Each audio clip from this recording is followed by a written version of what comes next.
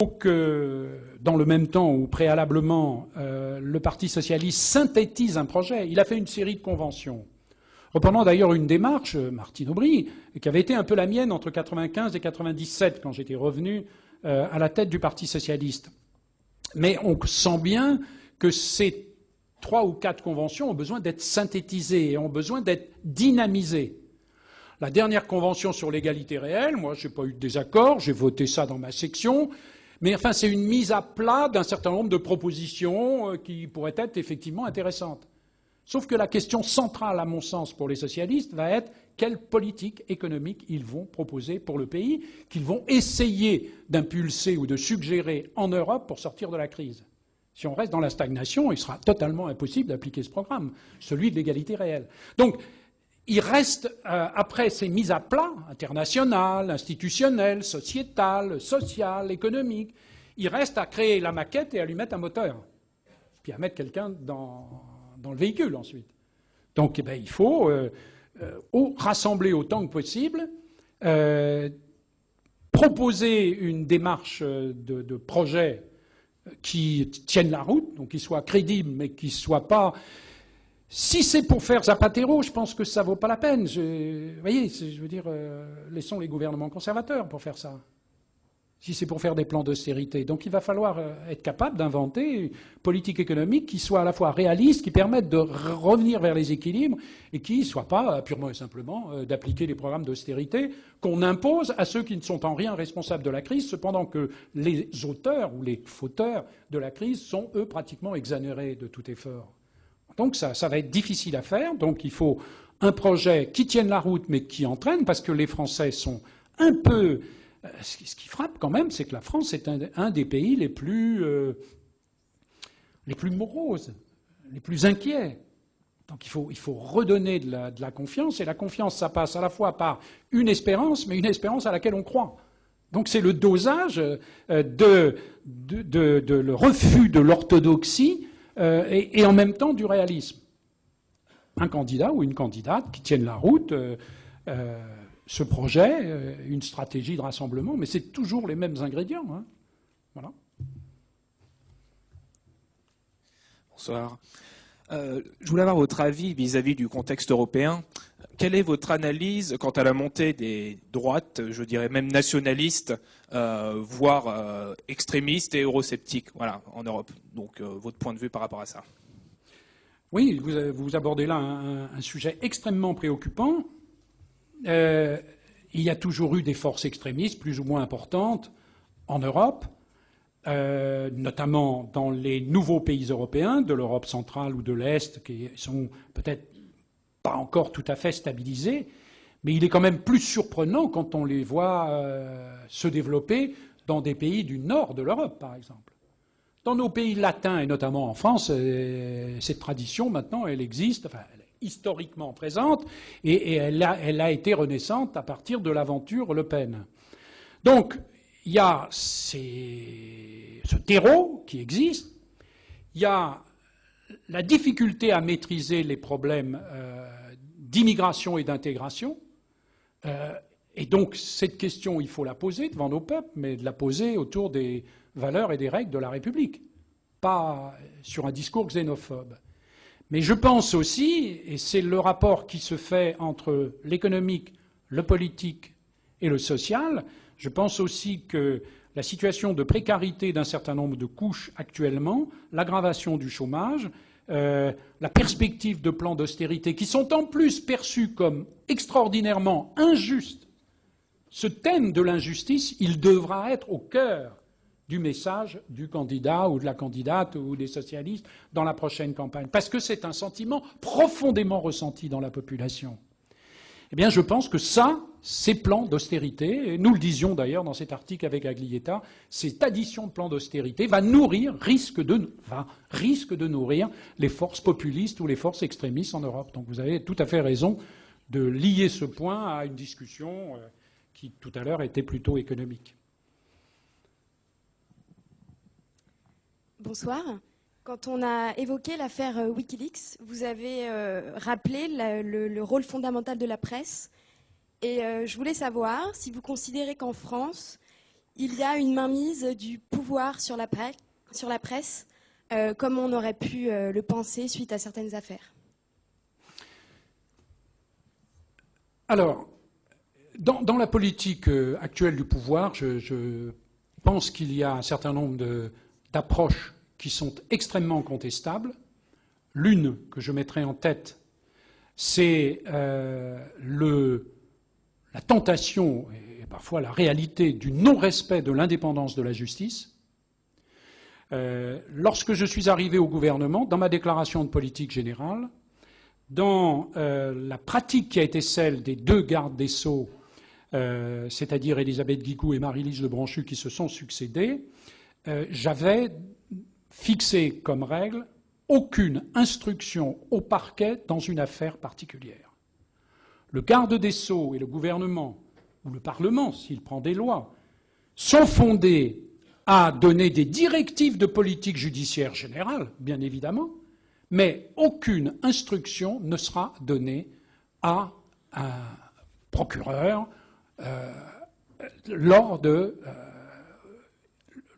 lorsque se pose une question particulière.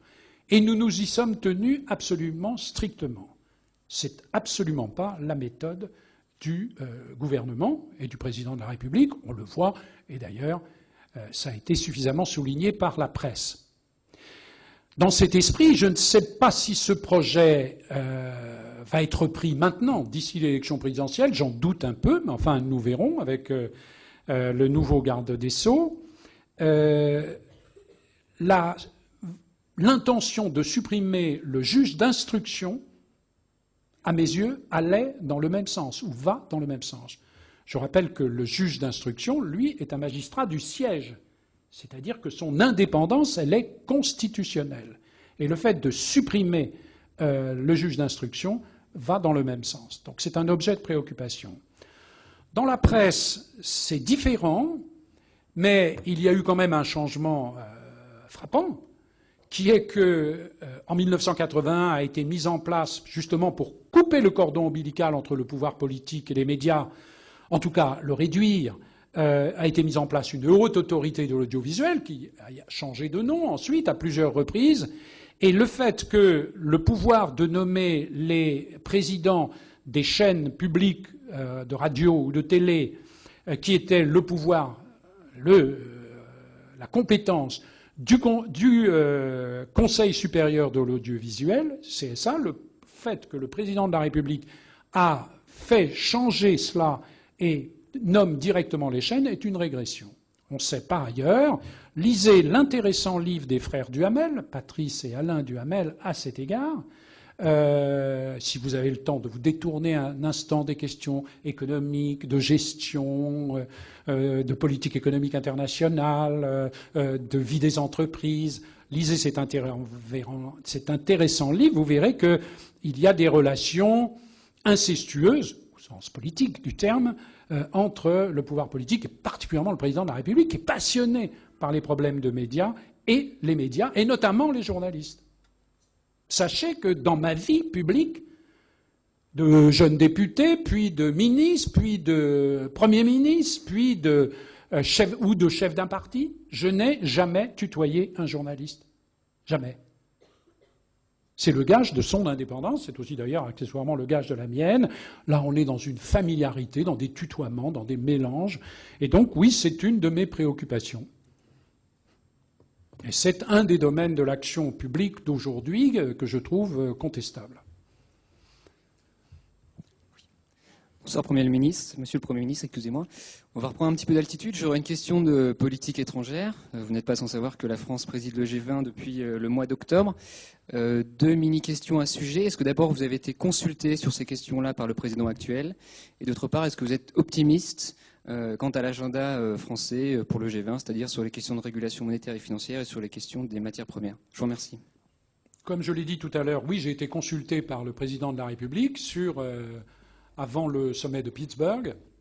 Je lui ai donné mon sentiment, notamment sur les problèmes de la réforme, la tentative de réforme du système monétaire international, en tout cas de poser le problème des monnaies et des rapports entre les monnaies.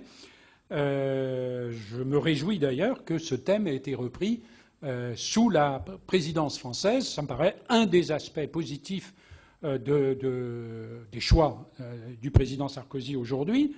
La capacité à faire avancer cette question sous une présidence,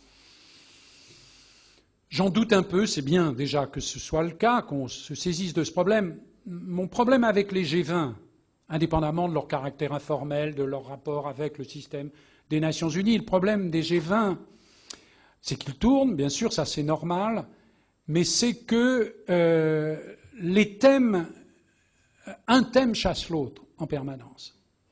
Et selon les intérêts, les problématiques, les cultures politiques ou économiques des différents pays qui prennent la présidence, alors c'est tel ou tel thème qui avance. Et il ne suffit pas qu'un thème aussi complexe que la question monétaire internationale soit mise à l'ordre du jour sous présidence française pour être sûr que ça va avancer.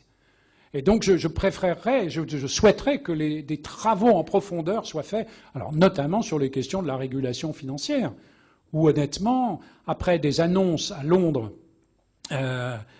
qui ont été des annonces plutôt positives, on n'a pas beaucoup avancé. Donc je me réjouis que ce thème soit choisi, je doute un peu de son avancée. Moi personnellement, c'est un peu ce que j'ai dit au président Sarkozy, j'aurais été un tout petit peu plus réactif, mais bon, puis c'est toujours le problème, c'est qu'au fond les présidents ou les chefs de gouvernement, ils ont envie d'avoir un thème à eux. Et donc, j'ai mal compris pourquoi le président de la République ne soulevait pas plus tôt la question monétaire. Je l'ai un peu mieux compris quand j'ai vu qu'il le soulevait quand c'était sous présidence française. Oui, mais ce n'est pas seulement le problème. La politique internationale, ce n'est pas des effets d'annonce. On peut annoncer qu'on vend des Rafales au Brésil et ça n'assure pas 2 ans après que les Rafales seront vendus. Donc, j'aurais souhaité que la France se saisisse du moment où le président chinois, ou le Premier ministre, je ne me souviens plus exactement, a soulevé la question du dollar, de son statut de monnaie de réserve et d'échange, et évoqué la suggestion de la création d'un panier de monnaie ou d'une monnaie internationale. Je pense qu'on aurait dû être à ce moment-là, dans une tradition française très ancienne, qui date notamment de Gaulle, qui vise à poser la question monétaire face à l'instabilité des monnaies d'aujourd'hui, vous le savez. Je pense qu'on aurait dû s'en saisir à ce moment-là parce que les Chinois avaient bougé, depuis ils se sont un peu refermés sur la protection du statut ou du niveau du yuan.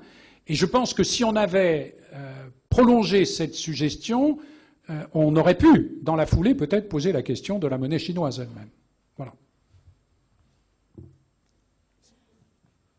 Bonsoir, Monsieur le Premier ministre. Merci de vous être déplacé pour venir discuter avec nous. Ma question est double. Premièrement, que pensez-vous du retour de la France dans le commandement intégré de l'OTAN ? Et deuxièmement, si les socialistes revenaient au pouvoir en 2012, est-ce que vous pensez qu'ils quitteraient ce commandement ou est-ce qu'ils resteraient à l'intérieur ? Merci. Alors, je ne peux pas me prononcer pour les socialistes. Je ne sais même pas, pardonnez-moi, je suis parfois inattentif. Vous savez, quand on n'est plus producteur de politique, on n'a pas envie d'être forcément consommateur à haute dose. Hein. Et donc, je ne suis pas... vous avez la réponse à cette question ? Non ? Non, vous leviez le doigt, je crois que... Exprimez-vous, je vous en prie. Non, donc je ne sais pas si les socialistes ont pris position sur ce point. Ce que je peux vous dire, c'est que moi, je regrette que cette décision ait été prise. Et d'ailleurs, lorsque je suis arrivé aux responsabilités en 1997, Jacques Chirac, le président de la République, était dans le processus de la réintégration de la France dans l'OTAN, ce qui, pour un héritier du gaullisme, était un peu surprenant. Et moi, je lui ai dit, dans les premières discussions que nous avons eues à l'Élysée, en tête-à-tête, je lui ai dit « Nous ne sommes pas favorables à cette position. Nous avions, à ce moment-là, au sein du parti pris position, et je ne vous suivrai pas sur la réintégration de la France dans l'OTAN. » Le président de la République l'a compris, la cohabitation ne lui permettait pas d'en décider seul, et il a pris prétexte d'une réponse insuffisamment positive des Américains sur le choix d'un commandement régionale dans l'OTAN pour finalement laisser les choses s'arrêter. Et pourquoi je ne suis pas favorable à cette réintégration? Parce que je pense, pas simplement par fidélité à De Gaulle, parce que je n'ai jamais été gaulliste, pas simplement parce que mais François Mitterrand lui-même n'a jamais remis en cause cette situation originale de la France dans l'OTAN, mais c'est parce que justement la France avait un privilège. Elle avait le privilège d'être dans l'Alliance Atlantique, elle avait su rendre ses armements interopérables, comme on dit, donc elle était techniquement en mesure de participer aux actions de l'OTAN, que ce soit en Afghanistan, que ce soit au Kosovo, et en même temps, elle gardait sa souveraineté de décision. Pendant la guerre du Kosovo, et sur les bombardements, par exemple, sur Belgrade, pour faire céder le régime de Milosevic, ce qui s'est finalement produit, nous avions des réunions d'un comité restreint, du Conseil restreint à l'Élysée, préparé par un comité restreint à Matignon, dans lesquels nous décidions, avec le président de la République, le Premier ministre, le ministre des Affaires étrangères, le ministre de la Défense et les chefs d'état-major des armées concernés, nous décidions si la France participerait ou non à des frappes sur Belgrade. Et par exemple, nous avons essayé de pousser constamment les Américains à ménager la population belgradoise, à ne pas frapper, par exemple, des ponts, ou à ne pas frapper, y compris des objectifs qui pouvaient apparaître comme militaires, si les conséquences pour la population étaient... Et nous faisions ce travail, mais pas chaque jour, mais 2 fois par semaine, et au besoin par téléphone. Et souvent, nous avons empêché les Américains de prendre des décisions de bombardement qui auraient été psychologiquement extrêmement maladroites, et quand nous ne pouvions pas les empêcher, eh bien, au moins, nos avions, qui, comme vous le savez, ont participé à ce conflit, nos avions n'y participaient pas. Je pense que cette position de la France, bon allié des Américains et des autres, mais gardant son indépendance, son autonomie de décision, y compris pour l'emploi de ses troupes, était une situation privilégiée. Et je ne comprends pas pourquoi le président Sarkozy y a renoncé. Je ne veux pas, moi, m'exprimer pour le Parti socialiste, parce que quand des décisions sont prises, parfois, c'est difficile de revenir en arrière. Personnellement, du point de vue philosophique, du point de vue de la posture de notre pays sur la scène internationale, personnellement, je le souhaiterais, mais je ne sais pas ce que décideront le moment venu les dirigeants du Parti socialiste.